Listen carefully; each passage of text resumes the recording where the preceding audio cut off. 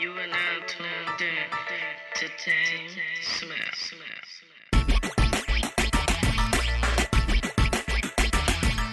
Alright, welcome to episode 3 of Musician Talks with DameSmiff, and I'm here to talk to you guys about being on time as an artist.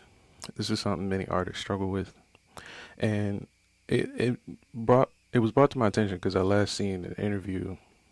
It was like a quick clip of Little Uzi, and they asked him, how do you get to the bag or whatever. It was such a vague, generic question, and he gave a kind of a generic answer, but it made a lot of sense in hindsight when I think about it.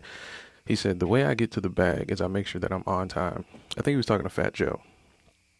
And Fat Joe was like, yeah, that makes a lot of sense, because I remember being late, throughout my career at some points, and just being really upset about being late because I knew that was because time is money.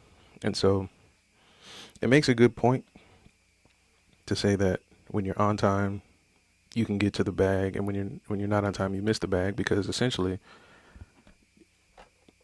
understanding that your time is money means that if I book you for a show and you're supposed to be here at, let's say, like 10:30 or something like that, and you have a hour-long set, 60 minutes, but you show up at 10:45 and you still have to set up, we probably lost about half our money starting out, and we didn't even do anything wrong other than just being late. Like, everything is in order, but it just started at the wrong time. And I think this can be a struggle for artists, because we have this, some artists have this romantic relationship with their art that perfection needs no deadline and things like that, and your biggest worry is never going to be satisfying somebody else's deadline or urgency. And then on the other hand, there's artists who are at complete mercy of their fan base or their network, and that can kind of develop a healthier relationship as far as business. And if you can maintain that as an artist, you can get some really good content and art out with that relationship. But with that being said, what is the struggle? Like, why is it a struggle for artists to be on time and things like that? Well, at first glance, the first thing I would maybe suggest is that artists are typically not disciplined in their craft. It's very sporadic and very, inspiration comes and goes, and the willpower to act on that inspiration comes and goes, just with, you being a human and things like that, because you may have a great idea, but it may come at a time where it's not great for you realistically. You see what I'm saying? And artists struggle with that because, as I said in my previous episodes, that sometimes artists, we struggle with seeing an end result to our artwork. We start doing something because we love it, or it's passionate, and it appeases people we love and things like that. But in the long run, we can't facilitate a end result with what we're trying to do. And specifically, what am I talking about? So, to keep it in terms of hip hop, there's a lot of times where we'll hear an artist drop new music or things like that, and it'll be years, or maybe, yeah, I'll say years after their like last hit that they really blew up with. And that comes from them trying to, make sure they have quality product. But what happens if they miss their window, if they were not on time with their release, and we no longer are looking for that sound, or we just, forgot the artist at that time? Well, what the artist is going to have to struggle with is basically maintaining and nurturing discipline in their network or in their fan base. That way you can kind of facilitate not really a schedule, but a bit of a relationship as it pertains with how your time is going to be managed and how your time is going to be productive for everybody. Because it doesn't make sense to have people telling you, they're your number one fan, and you don't deliver until you feel like it. Then it's like the relationship seems kind of asymmetrical. Then it doesn't seem like, some people will feel that they won't be appreciated. On average, most people will step back from an artist, but that step back isn't really what you want as an artist. You kind of want fans to be on top of you, so that way you can still strike while the iron's hot. But Yeah, that is a huge struggle for many artists simply because that struggle between maintaining and nurturing discipline. And I think another aspect of it that artists struggle with is trying to value their own time. I know I struggle with that personally. Like when you're coming up, you may see people working 9 to 5s or things like that, and I think on average now people are working like maybe $10 to $15 an hour, 40 hours a week, and you may be thinking, man, that's decent money. It's not amazing. And then I met my first music teacher, and they were charging 75 an hour, but their hours were split up into half hours or 30 minutes essentially. So you can book them for 30 minutes at half the price, maybe even do multiple sessions at a discount, or you can book them for the full hour at that price. And then I started thinking, well, what are the odds of a person, going over that? And then I learned that there was a entertainment lawyer that I looked up, and he makes 300 an hour, and that's just to book him for an hour. So how you value your time again as an artist is in your power wheel simply because you have the ability to name your price yet again.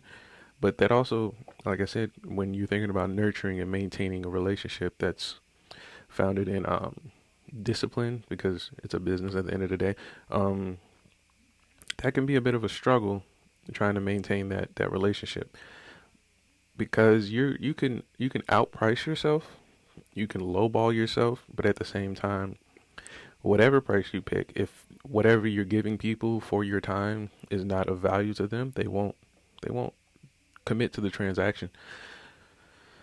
Or on the other hand, if you do put out, consistent projects and things like that, and the product quality isn't to what they demand, you're meeting your deadlines and things like that. If the quality goes down, then so does your reputation, and therefore, over time or even instantaneously, your value or your time, the value of your time will go down as well. And this is something that typically I would say only the artist can maintain. Like you can't develop a team to help you do that. You can find like research and things like that and take advice, but at the end of the day, it's going to be your say so as an artist what your time is valued, because you can find yourself in a situation where you set your value and then years later you never evaluated or reevaluated what you set your value on. And so now you've done, you know, tens of thousands of record sales or even just, hundreds of record sales, and you haven't adjusted or inflated your price for the market or even for what you are bringing to the table. Some artists are bringing way more to the table than what they're valuing themselves for.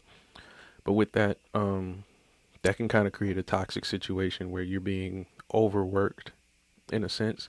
Like your label could be overworking you, or you could be trying to meet unrealistic demands for your fan base and network.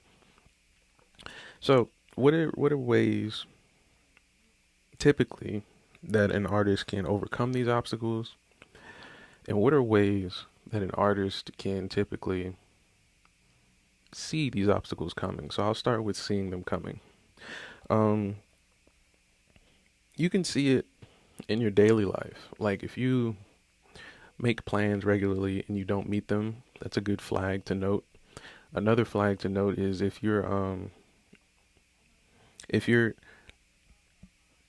scheduling with other artists and other people and you're not making the deadlines. You can use these as red flags as well. But the key is you have to be honest, because I know in certain cultures time is kind of fluid. It's like a gray area. It's not a finite, like if I tell somebody to be somewhere at 9 a.m., they might start leaving the house around 8:50. So being on time isn't as important, or isn't as, I'm not going to say as important, but it isn't fully thought through. The process of being on time isn't fully thought through. So then the results are that you're more than likely going to be late in most situations. Therefore, missing the bag, as Lil Uzi would explain it. But the way you can see that coming is when you think of your deadlines. How do you feel when you think of your deadlines, certain deadlines at least? So if you know, as a, let's say, a hip hop artist, you have to drop or you've set for yourself at least, that you want to drop 2 albums this year. When you start to think of the other obstacles that come with that, how does that make you feel as an artist? If you start to kind of feel stressed, or that you might not make it, or you start to, if you, at least being honest with yourself, you notice yourself coming up with excuses to not meet that deadline, that can be another big red flag.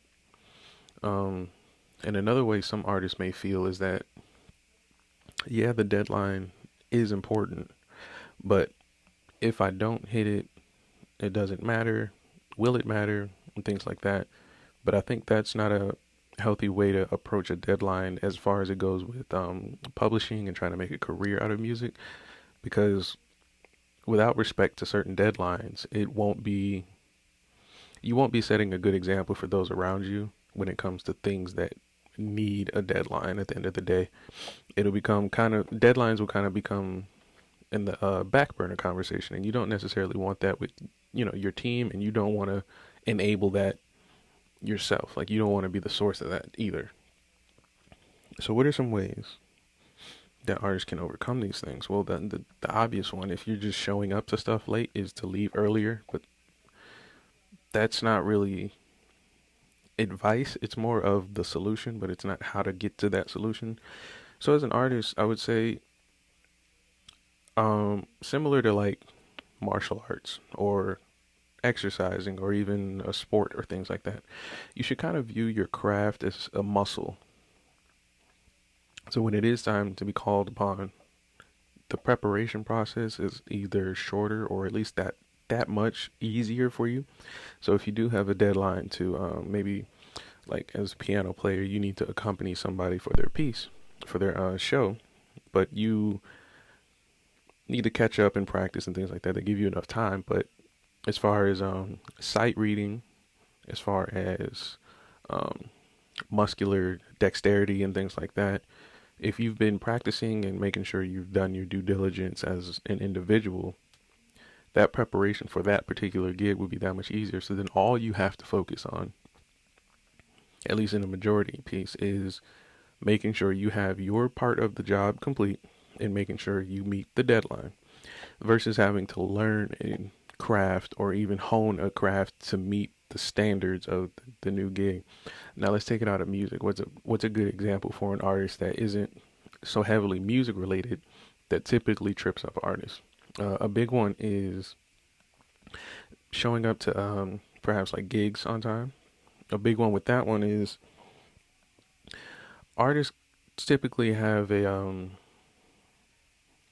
I'm not gonna say like a writer, but they typically have a process with how they approach gigs. Like, you may pull up, 2 or 3 days before, come check out the scene, the venue, meet the owner and things like that, talk about the set list or what you may need on stage.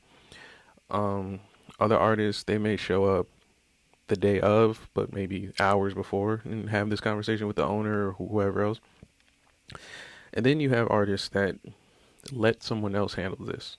And typically, that's not someone that you can trust to have your vision unless you've developed that kind of relationship. But for most artists, we don't have that relationship.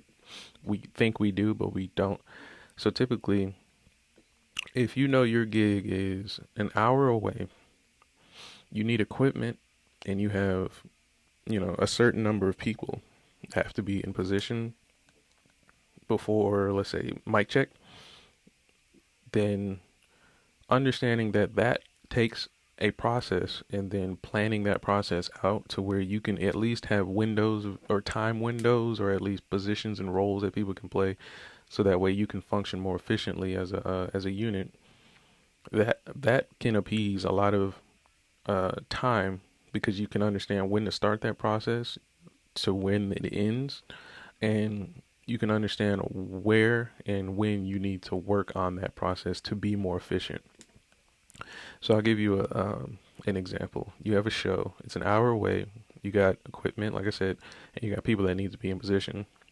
Now, what comes with people is the variable of their time and how they value their time. So if you know someone has their own vehicle, but they're typically late, then the best solution for them is that they ride with someone else who is preferably more on time, or they, catch a ride essentially with, Uber, taxi, or whatever they're getting there.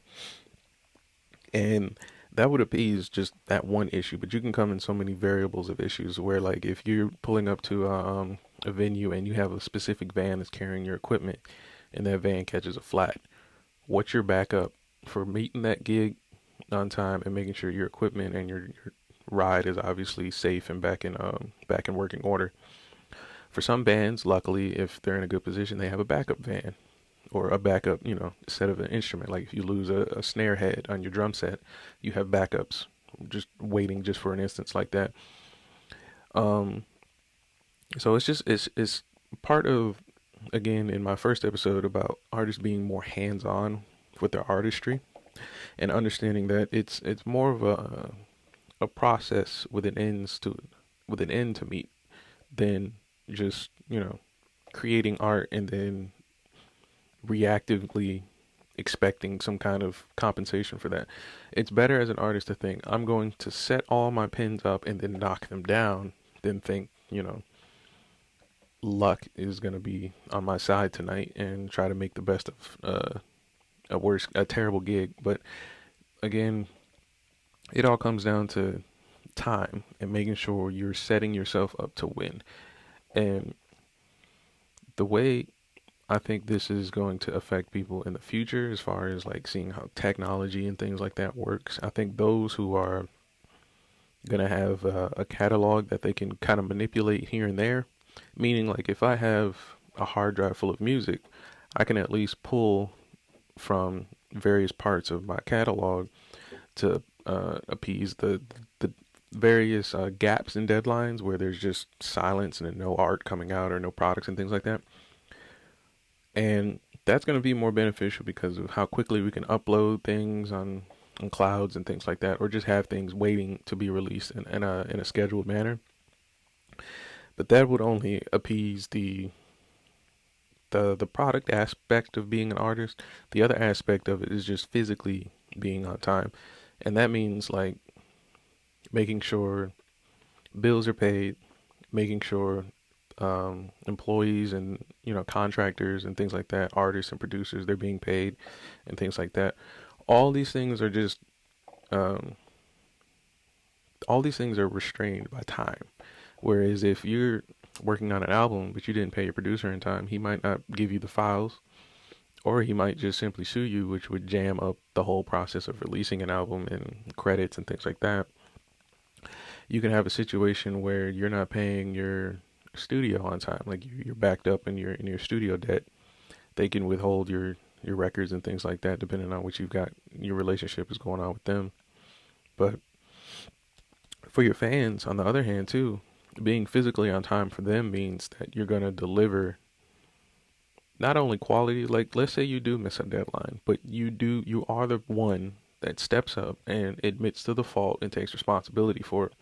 Whereas some artists, they don't do that. They'll try to appease you with something else to kind of satiate or maybe settle with their fans and kind of be like, oh well, I missed my album deadline this year. Here's a makeup product that I got coming out that I'm working on.